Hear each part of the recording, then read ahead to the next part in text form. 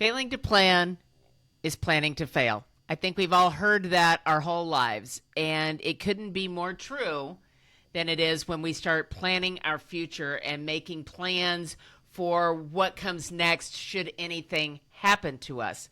And we fail to do that because we don't like talking about it. They're hard conversations. They're about things that we don't like.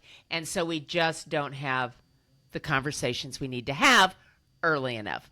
My guest today, Lindsay Friedman, is a four-time founder, lifelong multi-generational caregiver, and former nursing assistant with hands-on experience in memory care and elder care.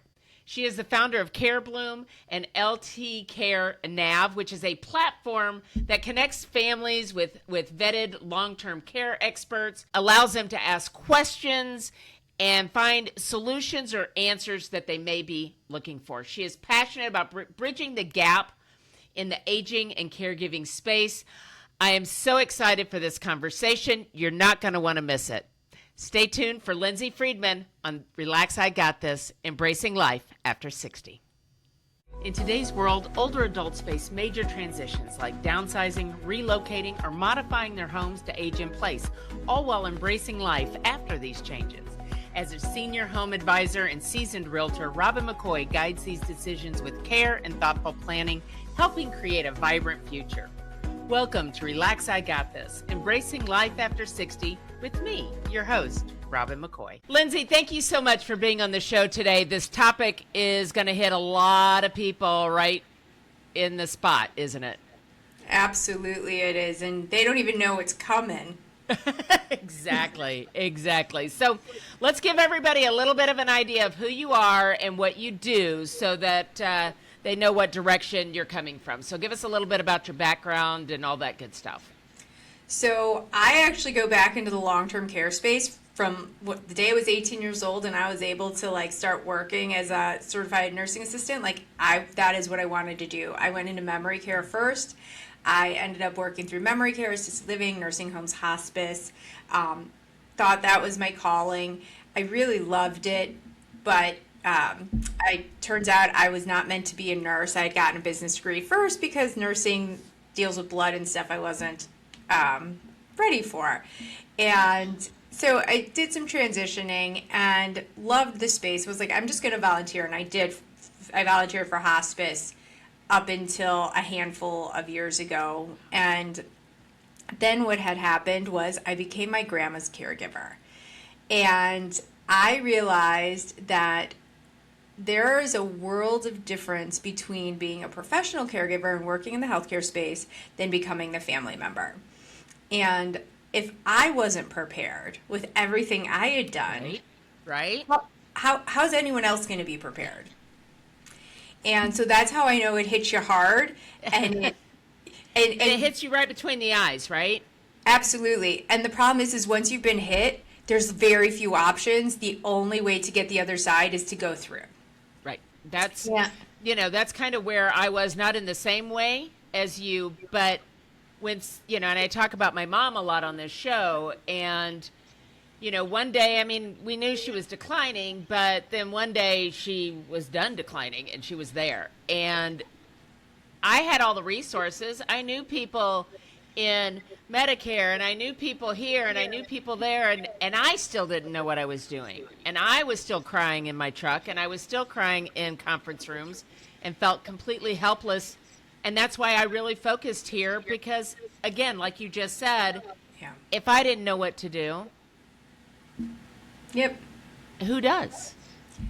And I feel like a lot of the people you're going to talk to on your journey, like some people are like, oh, well, I have a financial planner. They'll help. And they're just a little light on it. And I'm planning for your long-term care. So you really need a holistic approach when you're talking about, I know, like when we talk about it, it's so much more. It's like my skill set was in the care.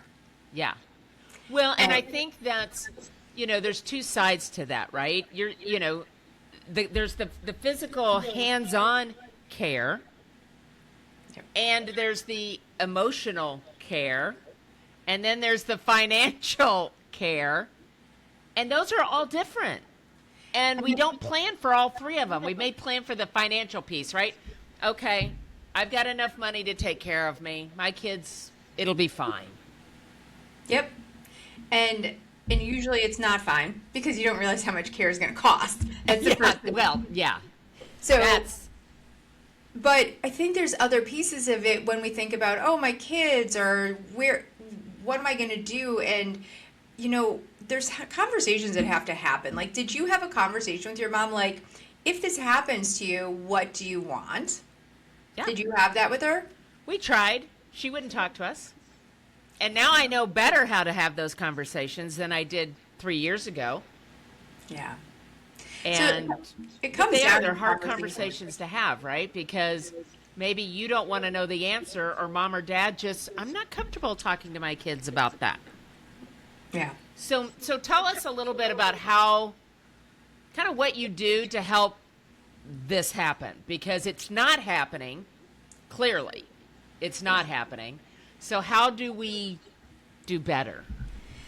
So I have actually 2 companies in the space. One's called CareBloom. That is a caregiver support tool. It's a piece of hardware, so that won't apply to my answers. But I have another company called LT CareNav that grew out of my experiences with families and working with families and realizing that they never had the whole piece. And how do we give access to planning for care, planning financially, planning for all the options, planning, like having the conversations. So it's a digital platform that allows you to come in and ask questions. And we prompt you. You can literally come to our site and be like, what kind of care am I going to need when I'm older? And then we can prompt you through finding these answers.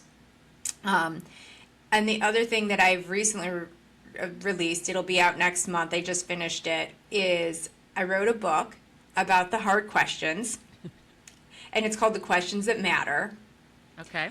And it's 82 questions, conversations that you should have. So there's a lot of them. So when we talk about 1 or 2 things, this is like, I was able to get the book down to 82 questions. It was a lot. Can we get it under 100? Well, it was like 90,000 words, and I was like, "Ooh, this is like This is kind of big." long." Yeah, so I was actually cutting questions, and I got down to 82, and I was like, "There's nothing else I can cut." I'm not cutting anything else. So that's how many conversations have to be had. So, what is it? So, okay, what's like the number one question of the 82? What is the one that's probably the most important, but also the least asked question? So I always think the most important question is, hey, Mom, what do you want when you get older? And let's not say put a pillow over my head if I get dementia.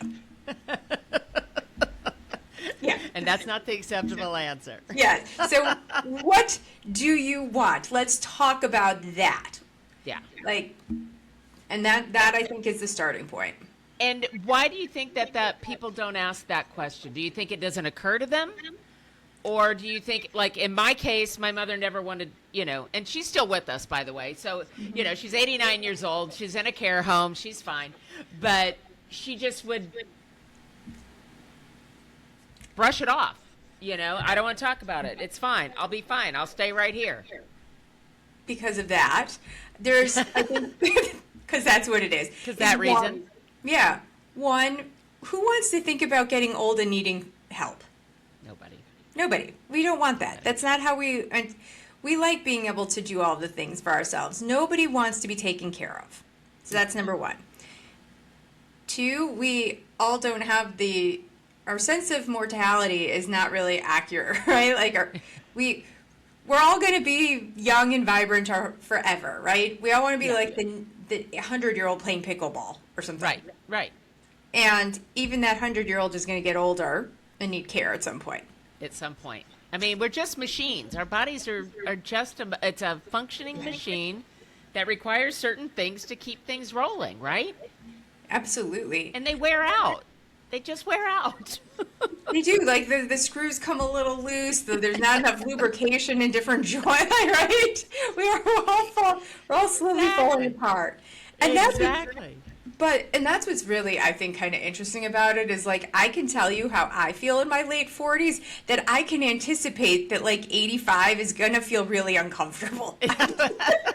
Well, at 62, my knees hurt. Have to get gel shots, that sort of thing. Yeah. It just is. And when you think about it very pragmatically, if your knees are doing that today, there's a chance you're going to have mobility issues. And thinking through, if I have mobility issues, is my home a good place for me? Do I have steps? So having these honest conversations with yourself, they're not fun. No. And people don't, who wants to have an unfun, uncomfortable conversation? Well, and nobody, like you said, nobody, and a friend of mine said this one time, she goes, I don't think anybody says, I can't wait to be a burden on my children. Right? Nobody wants that. Nobody wants to not be able to get up the stairs in their house or all of these things, but we have to think about it, right? And, I think you probably run across families where mom or dad are now in crisis. There's never been a conversation. You've got multiple siblings that are all disagreeing on what is best for mom and or dad. Maybe mom and dad can't necessarily speak for themselves. I mean, how do we navigate that? Or, other than have the conversation 10 years before we're in crisis, but we don't do that. No, we don't do that. Hopefully we do that one day. I'm hoping that my generation is going to see, we're in for the rude awakening, the shot between the eyes. Yeah. That we kind of change the pattern. I think when it comes to siblings, that dynamic is very tricky. Yeah.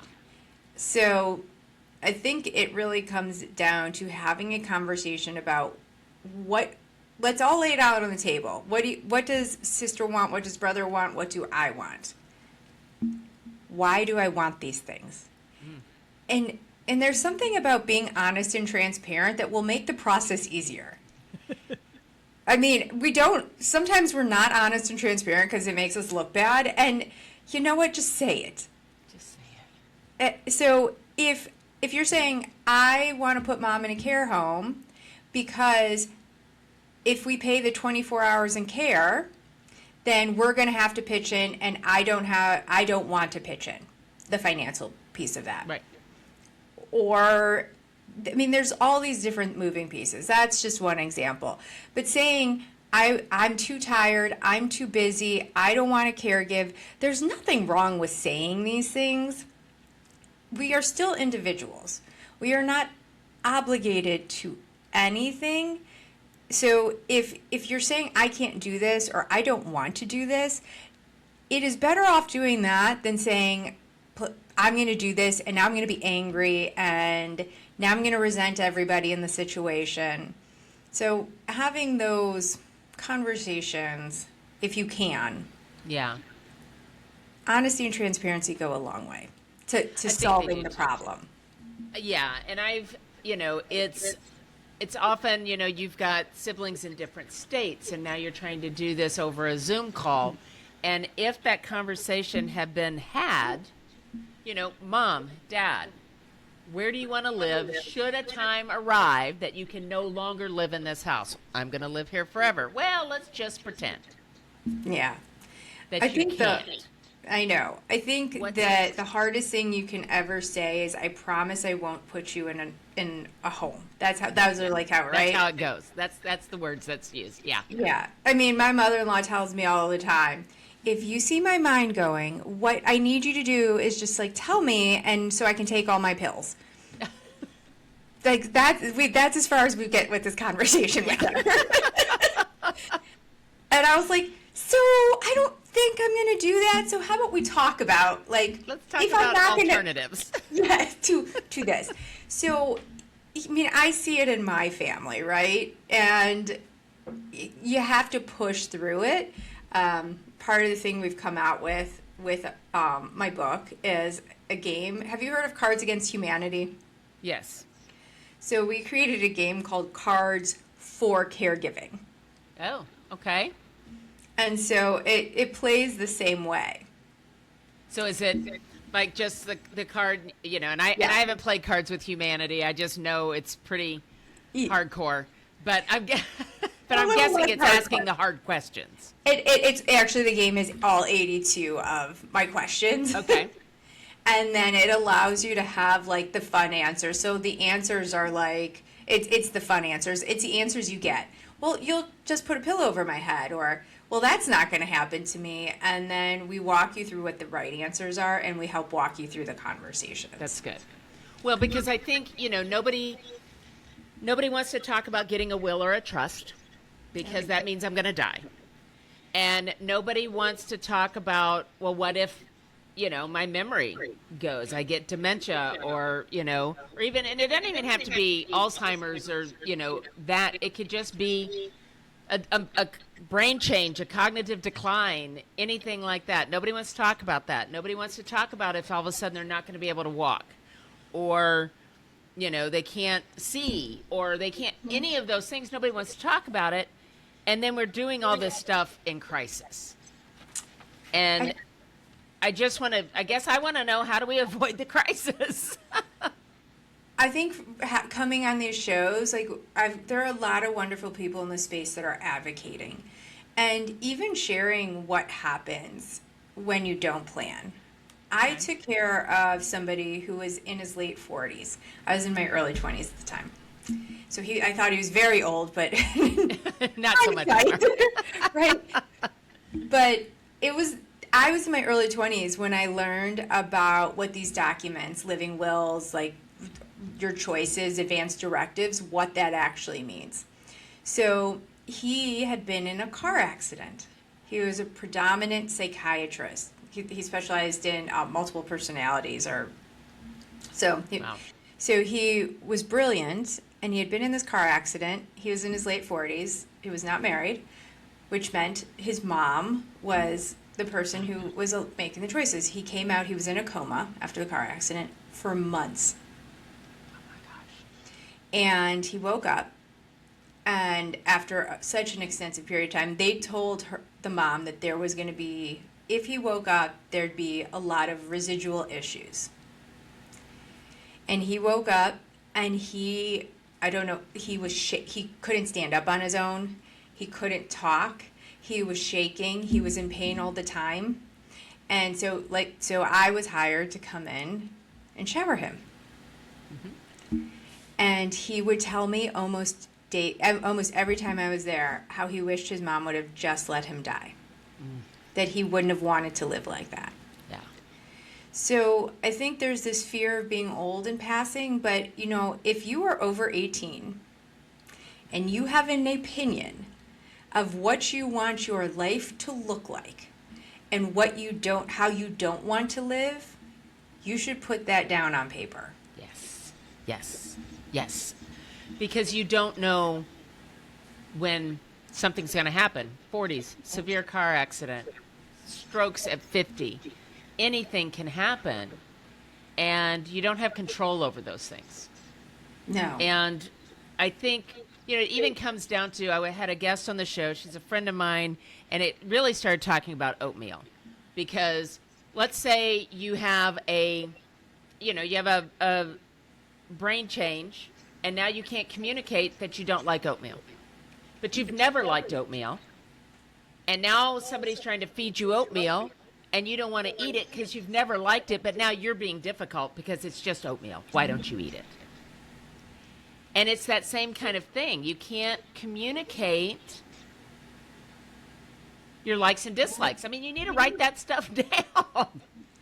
Absolutely, and it is important. And I mean, oatmeal is kind of a silly thing, but now there's this person who's in their late 40s, and I wish my mom had just let me die.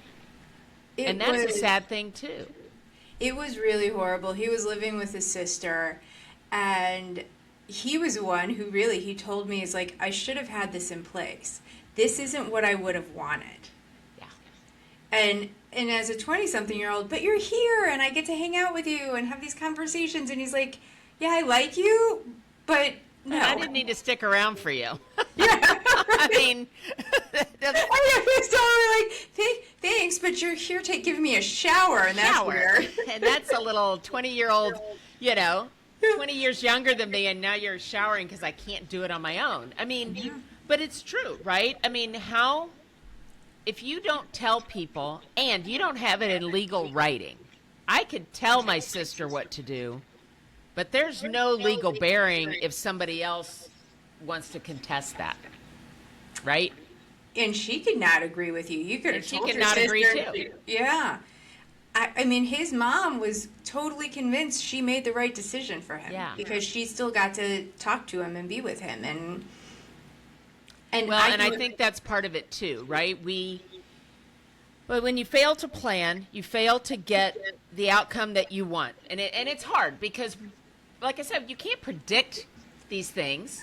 You can't predict that you're going to get Alzheimer's. You can't predict that you're going to be in an accident or have a stroke, especially there's a lot of people that there's people that are physically susceptible to a stroke or some things, and then people that are not, that will still have that stroke. No, like you and I talked about, my dad was in incredible shape. He was an athlete. He worked out. He did everything right. He didn't have a history of stroke in his family. Turns out, get this, that he had AFib that was caused by him being such a runner, the doctor said. So all the healthy, good things he was doing was actually causing a problem that then ultimately gave this very healthy, apparently healthy, athlete of a man in his 70s to have a stroke. Yeah, and it is. So my dad was one who was like, it'll never happen. I'll take care of her. And so we all have to look at our mortality as it is there. We never know what's going to happen. And having these hard conversations, it doesn't mean it's going to happen. Right. Yeah. Right. It's not going to happen because you talked about it. I always look at it as like whenever I plan for something, it typically doesn't happen. Exactly. So yeah. Well, the thing is, a plan is just a plan. It's not written in stone. It's not, you don't have to swear your life on that. You can change it. Absolutely. You change Anytime. the plan. You want to move here, and now you don't want to move here. You want to move there? Great. Let's just put it down. We Are One Heart is a 501c3 nonprofit organization dedicated to bridging the gap between the needs and resources of low-income seniors and veterans. Rooted in compassion and love, our mission is to provide housing, living assistance, and access to critical resources that ensure dignity and support for the elderly in underserved communities. At the heart of We Are One Heart's work is the belief that every individual shares a common humanity, a heart connected through love and care. We are committed to creating a future that honors those who have shaped the past by offering programs and services that enhance their quality of life. For more information or to donate, visit wa1h.org. That's wa1h.org. I talk to my stepmom all the time, but she's in her 80s. She's great. She does good, all the things, but she's starting to get tired of taking care of the house. And she and my dad bought the right house for aging in place, all those things. They did all that thing. But she's like, there's always something breaking. I'm kind of tired of dealing with this. But I'm like, go look at 3 or 4 places. Let us know what your top 3 are, so that should something happen and we need to make a change, at least we're in your top 3.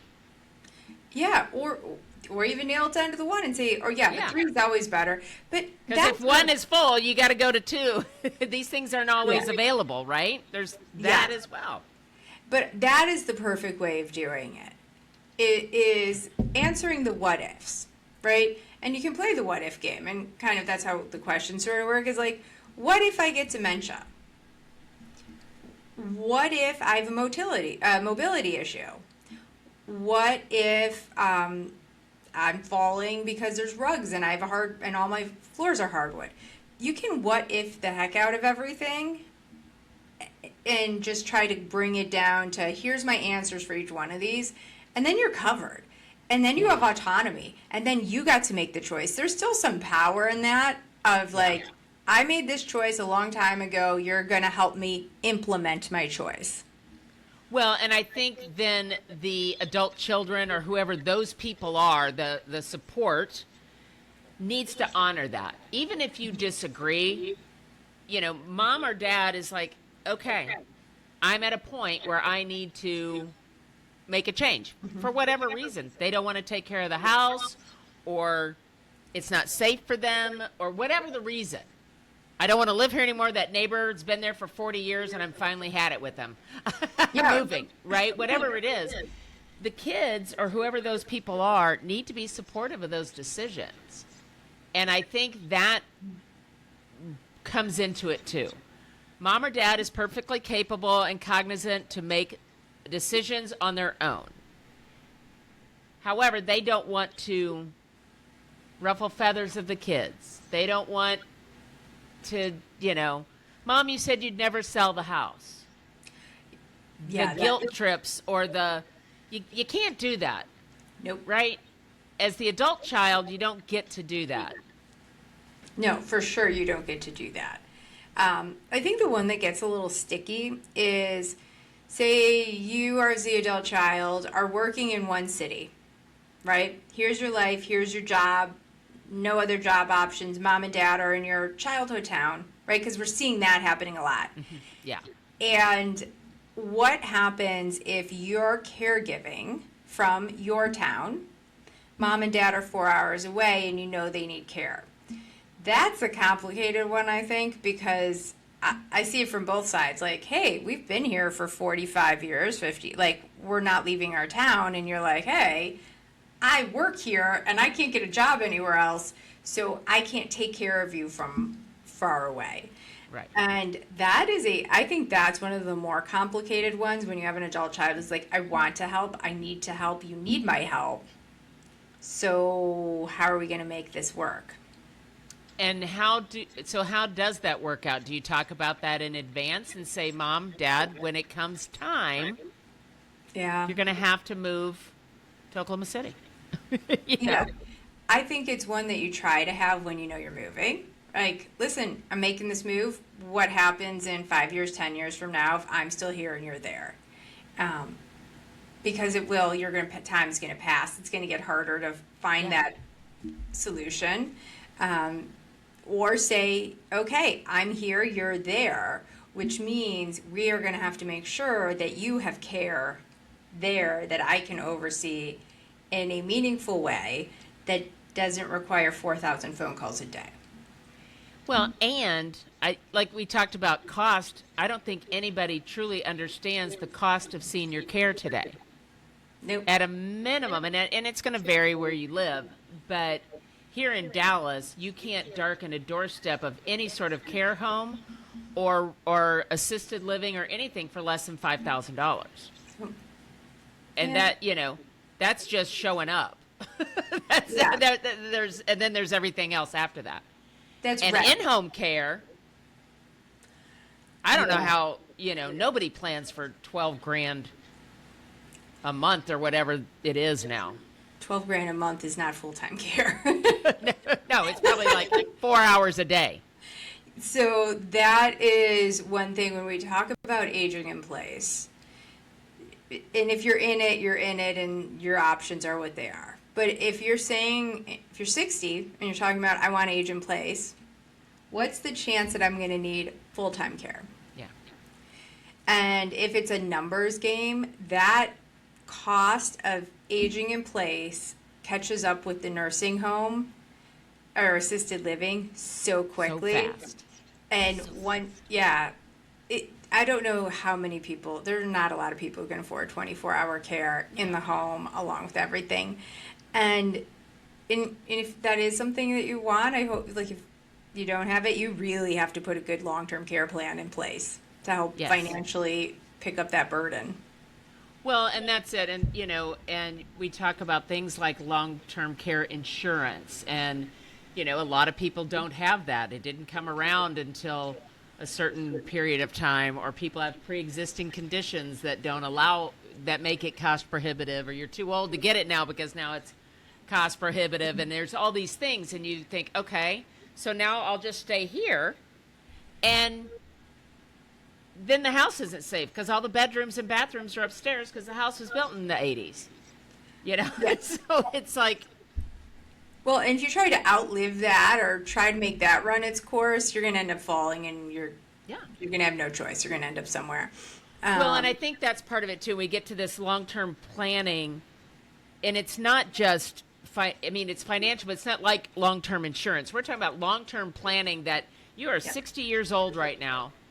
What is 10 years, 20 years? Because I'm 62. I've probably got a good 30 to 40 years left in me. So Absolutely. what is that going to look like? There's You know? a lot. Yeah, and it's one is like, what does retirement look like? Because now you have to forget care. You have to be able to afford to live and eat and go to the doctor and all of those things for, Yeah. let's say, 40 years, right? So when are you going to stop working in those 40 years, and how much is that going to sustain? And then you add on the cost of long-term care with that. Yeah. You know, so when my grandma had a long-term care insurance policy, that was fantastic. It was a policy of yesteryears where wasn't a huge expense, and it was unlimited. And the insurance companies, I think, gave a lot of those out and went, whoops. Shouldn't have done that. That got real expensive, and people are living a really long time. I know. My grandma lived into her 90s, and I think people were I think they got hit hard. Yeah. And so there are options. There's annuities, and there's life insurance policies, and there are great people who can help you put these in place and understand what meets your needs today. Some of them are flexible. But these are things that are really going to make your life easier when you need that care. Well, and I think that's just it. And just like we've said several times, is people don't like to plan or talk about things because then it's as if they're manifesting a situation, and that's not the case.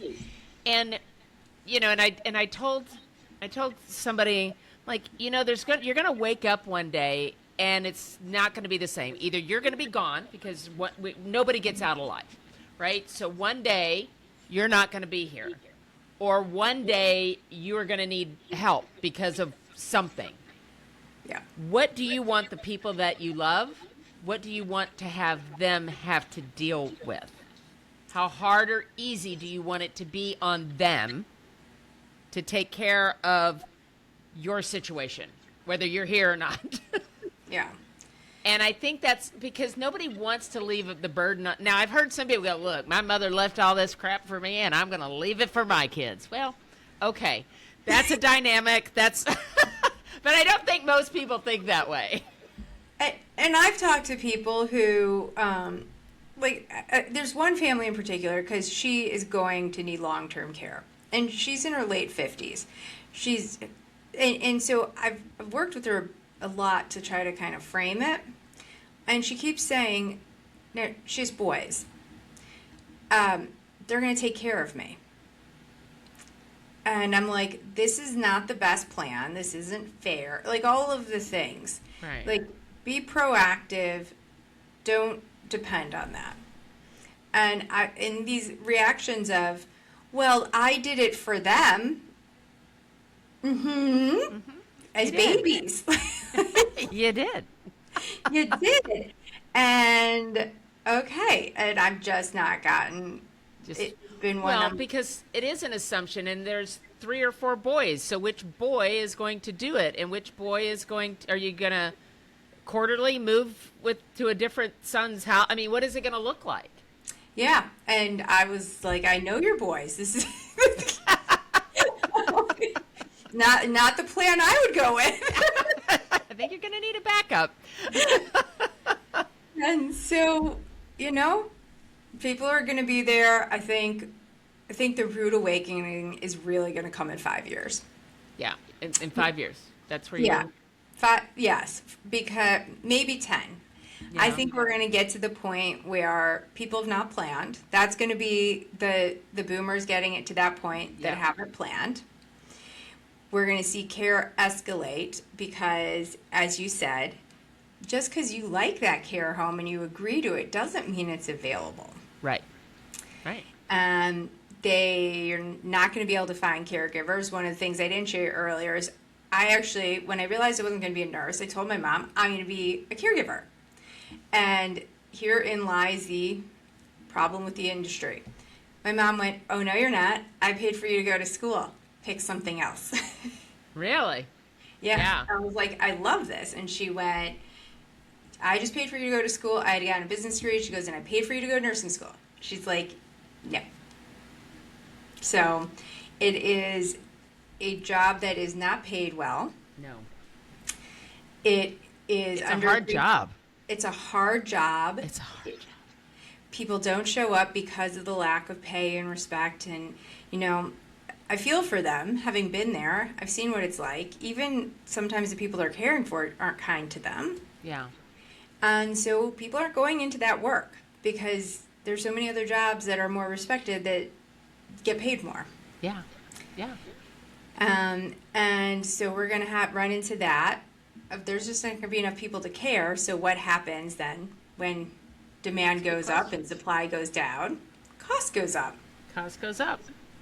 And when we start hitting that inflection point of we can't even staff these places, and just because you have the means doesn't mean you're going to actually get care, it's going to be one of those it hits the wall kind of, the fan kind of thing. Yeah. So I guess, you know, and then that's a bleak outlook. I know. I'm sorry. It's a bleak, but it's the truth, right? I mean, we can, you know, I don't know the right word right now, but we can color coat, sugarcoat anything we want to, but the reality of it is exactly what you just said. You know, when we were looking at options with my mom and we were looking at anything we could come up with and looking at everything, and it's like, so you hire a caregiver, right, to come into your home. Mm-hmm. Well, if they don't show up, you've got another job. Yep. It's you. Yep. And now you've got a job. Now you're managing that person. Yep. Right? Because now they are late to work because their kid's sick. So now mom is not getting out of bed or getting her medication. So now, you know, so there's so many things to this that people don't understand. And when you think of having it covered, so say that happens, oh, I hired a caregiver, everything's great. They don't show up that day. Then what happens? Then you don't show up to work for that day. Right. So this is like a system failure that's going to start being greater and greater. But again, you know, there are a lot of moving parts. And if you have a plan for each one of them and say caregiver doesn't show up, but we have a plan because on Tuesdays, if caregiver doesn't show up, my sister goes. On Wednesday, I go. And the system is in place and you're thinking it through, you're going to be okay. It's not as disruptive because, it's Tuesday, so that's my day. Yep.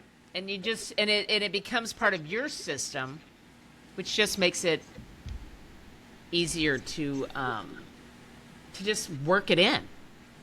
And that's why when we talk about plans, I think there's some huge, like, this like, oh, it's going to be big and it's going to be like finances and big decisions. Some of these are really tiny little decisions that are just going to, like, if you make them ahead of time, it's going to make it so much easier. Yeah. Your baby decisions add up and you'll be like, whew, okay, we got through that. Well, and I think that's it too, because when you're doing things in urgency and in crisis, it's a 1,000 little decisions, but they all are like this big now because there's 1,000 of them. And they're like, it's like a hailstorm, yes. Right? Those little balls of hail, when they start hitting you in the head, every one starts to hurt, right? Yeah. If you can like spread it out and you've got like some rain coming, you'll weather that storm. Yeah. Yeah. Well, tell me, what did we miss? Is there something that we should have talked about when it comes to planning? I love that you've got the platform that can prompt people to just ask questions and the next question and the next question. So I think sometimes people don't even know what to ask. And we actually show them what to ask. We've got somebody that's like not sure what to ask. Here's some questions. Here's some questions. Let's start here. Yeah. And we tried to make it really light. And obviously with the game, we've tried to make it even lighter. And if you're at a point in your life, to have a conversation with, like, these are really millennials. If you're having these conversations thinking forward, this is like a great way to start the conversation where you're still light and laughing with family. Yeah, I think that's probably, I can picture that. It's easier to talk to your parents about this in your 30s, their 50s, early 60s, than it is when they're in their 80s. Yes. It's just easier because it's just easier to talk about. So, because it actually funny, this morning my daughter looks over at me and she's like, "That's an old person thing." And she said it to me, right? So I can laugh at her going, "Okay, thanks." If I was 85 and she said that's an old person thing, it would have felt different, right? Yeah. So that's when you have the conversations, when you can be light and you can sort of remember being in it, right? If you see what it's like right now to be in it with your mom. So if your kids come to you and are like, "Hey mom, like, what are we gonna do?" You're gonna be like, this? yeah, you're gonna say, "Okay, you're right. I feel this." That perspective makes a big difference on how you're gonna react to a conversation. Well, agreed. You know, my mom, fiercely independent. She raised her sister. I mean, my mother's been an adult since she was about 12, you know, just for their family situation. And to suddenly not be able to take care of herself. And so that's why she didn't want to talk about it. Yeah. And the signs were all there. We just kind of ignored them. I mean, we just like, well, we got tired of fighting. And I don't want to be that 80-year-old where if the kids are trying to show, you know, help, show concern, make a plan, whatever, that I'm fine. I don't want to be that person. So I hope through this that I am making better plans, sharing better information with them so that I'm not that 80-year-old. And I think when you're looking at it and you know what you want, and to say this is what's going to happen, having that control in place is really a beautiful thing. Yeah. I think when you have choice and you're not being forced into it, it's an easier thing to digest and say, you know what, this is what's best for me. It's not how I anticipated my situation to be, but I'm here and this is what I'm going to do. Yeah, I agree. So make the plan so you have your own choices. Get it in writing and legal documentation so that people have to abide, you know. And make sure you tell people where these documents are. Yes. I've seen that happen too. Yeah, where are they? Find them. Yeah. Have a next to kin box, put it in the bedroom closet, mark it clearly so everybody can pick it up and take it to the hospital. If you're in the hospital and you cannot, all the documents in there, current medications. And I'll even throw in there, like, have the conversation by, if you choose someone to take control, have that conversation with them before. Don't let that be a yeah. The crisis moment is not the time to start trying to do all of this. Yeah, and to have, like, siblings go, wait, why did she make you the executor? Why did she do that? Like, power of attorney. Just have the conversations, and there's a reason you picked the person. And mom picked them, so just go with it. It's a hard job. You probably don't want it anyway. So maybe she didn't like sister better. Maybe she liked her less, and that's why she did this. Because it's not an easy job. Don't get your feelings hurt. Yeah, my grandma threw it on. There's some things we found out, and I was like, oh, thanks, Grandma. That was awesome. Appreciate it. That's funny. Yeah. Well, Lindsay, thank you so much for spending some time and giving us some insight on, you know, just the resources out there. I can't wait for your book to come out. We'll make sure we get that promoted as soon as it's available. And your LT Care Nav platform where just go there and ask the questions. Or use their prompting questions, the ones they already have for you. But it generates thought, right? It does, yeah. There's different ways you can come into the platform if you know exactly what you're looking for. There's that too. Or you're welcome to reach out to me. I think I'm friendly. I want to help families. You seem very friendly to me. Oh, thank you. So you can always reach out. We're really happy to help. This is what we want to do. It's totally free for families. So we are out there to help. So if you have a question and you're not sure where to start, just send an email. Awesome. Well, we're going to put all your information in our show notes. Like I said, let us know when that book is actually out so we can make sure that we then turn around and start promoting that for you as well. Well, thank you. I appreciate it. And thank you for having me on your show. Absolutely. And thank you for tuning in to another episode of Relax, I Got This, Embracing Life After 60.